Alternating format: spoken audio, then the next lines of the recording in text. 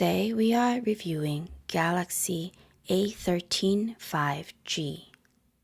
The display size on this phone is 6.5 inches and has display type of PLS TFT with 720p resolution and 270 ppi with 20:9 screen-to-body ratio, which is about 81.1 screen-to-body ratio. The front-facing camera has 5 megapixel with the internal storage of 64 GB with the microSD card expansion availability.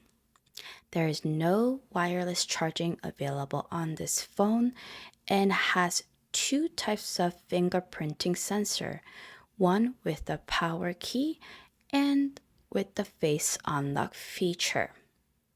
The rear camera has megapixel of 50 megapixel with 2 megapixel macro and 2 megapixel depth. The portrait mode on this phone is both available on front and rear camera, and the RAM is 4 GB. The processor on this phone is Mediatek Dimensity 700 5G, and the maximum video recording resolution is 1080p. The battery capacity on this phone is 5000 mAh with 15 watt fast charging. The software on this phone is Android 12.